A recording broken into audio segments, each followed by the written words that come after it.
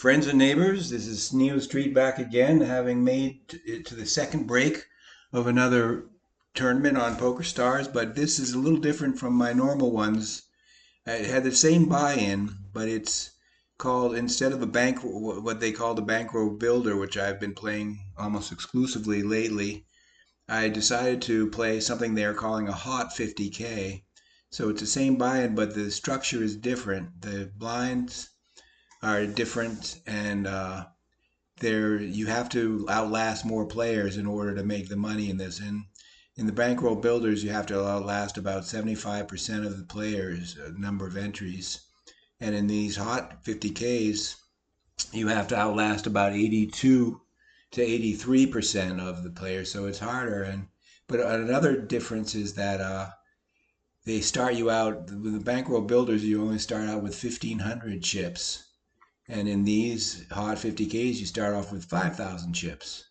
So that's a nice boost, but it's a different flavor. And also, instead of 9 players at each table, there's only 8 players at each table. So there's a lot, quite a bit different, but it's still poker. And so that I started this a little earlier in the second break, so I could explain some of what's going on. But so now we can go to the normal part of my procedure where I look at my stats. So I'm seeing the flop 27% of the time. And I've won 6 of 7 pots at showdown and won 5 pots without a showdown.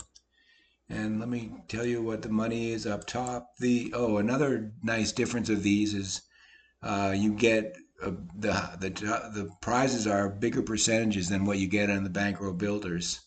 So the top prize, the first place payout is 2,424,500, and another thing that's different about this tournament is there. Oh, okay, I didn't leave myself enough time, so I'll get to that later. But now this is my first hand. Oh, I forgot to say where I was. So I'm in 22nd place with the remaining 39 out of the original 289 entries. I'll call this. It's suited.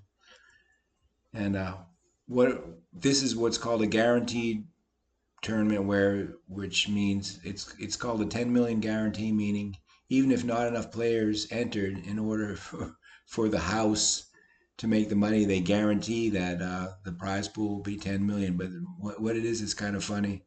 It almost, because it's a guaranteed, it's almost guaranteed that enough players join it to make the guarantee. It's just so in a way it appeals to people's greed, and that helps it along. But so the prize pool is, once enough players have joined, then the prize pool is 44,000 times the number of entries. Or 44,000 is, it's not 50,000 because 16,000 goes to the house on every entry. So anyway, that's maybe more detail than you guys want to hear, but I just want to try to get that in place. So now I'm in 20th place. Okay, I'm gone from this hand. That's too rich for my blood. And so one guy already dropped out. There's 38 places remaining now, so somebody got bumped off. So I'm so it's a little bit harder to make the final table in the fact that there's only 8 at each table instead of 9. So I have to be one of the final 8 in order to make the final table here. And of course, that's what I'll try to do. And I've had some good hands along the way. I had one hand where I had an ace high flush, and another hand where I was dealt 2 10s and flopped a third 10, so I had tripped a set of 10s, and so that really does your stack much. It really pops your stack up when you win hands like that. Okay, and sometimes when you're in the big blind, no one calls the big blind, and even if you have a shitty hand, they don't know that. It all folds around to you, and you just win the antes in the small blind amount. So that happened to me once today too. Also, it's late. I'm playing later than normal. That's probably why I decided to join this hot 50K instead of waiting around for a bankroll builder. So my time right now, it's actually Sunday morning in the early AM. It's 1:03 a.m. And so this tournament started, okay, wow. It's putting me in basically my tournament life with a pair of queens. So I'm not gonna call that. I'll play like a lamb for this hand. And if someone calls, if this guy calls, oh, I was hoping someone would call so I could see what this guy had to see if he was bluffing or not. But no one wanted to call his bluff if it were a bluff. So King 9 offsuit is pretty good. So, but if someone raises it up, I'll probably have to drop out. Okay, so I have to again adjust the interface so you can see what the first place is, how many chips that guy has, so or gal. So I'm now in 27th of 33, so 6 players have already hit the dust. So this is I have a straight draw 5-6-7. It's an inside. It's what they call a gut shot straight draw, where I'd have to get an inner card like the 8 to complete my flush. So better. Sorry, to complete my straight. Better straight draws are ones that are open ended, where 2 cards can do it at the high end and the low end. Okay, so I paired my king here, so I gotta stay in here. And so now I have 2 pair. And let's see what this guy does. He's probably going to try to go over the top of me. Yeah, he's going over the top, and I'm going to meekly bow out because I'm going to try to ladder up. So now I'm in 31st out of 32, so I'm almost caboose boy. So this could be a fairly short video as happens, but I'm just happy that I got to the second break. And also, so not only is the money up top bigger than in the bankroll builders, but all the prize places get more payouts.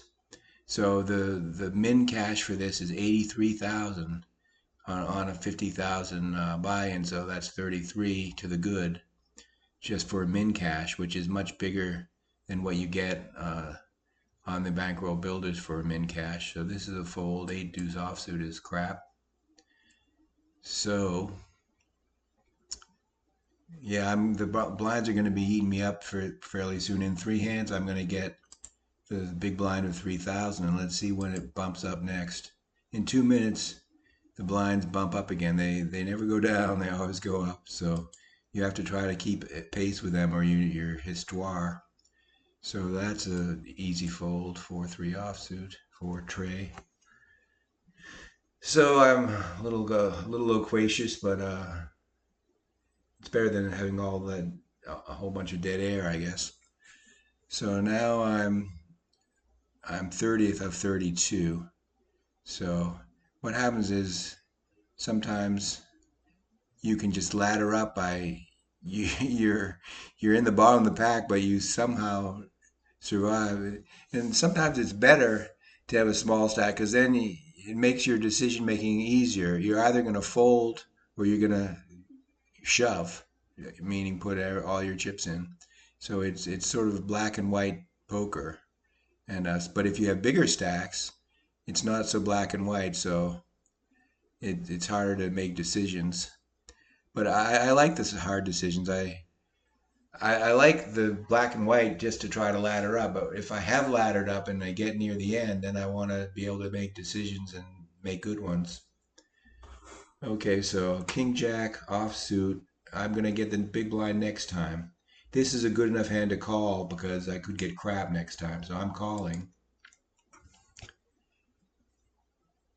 Because I have 2 face cards, so that's not bad. It'd be better if they were contiguous like a king queen, but hey, what can you say or do?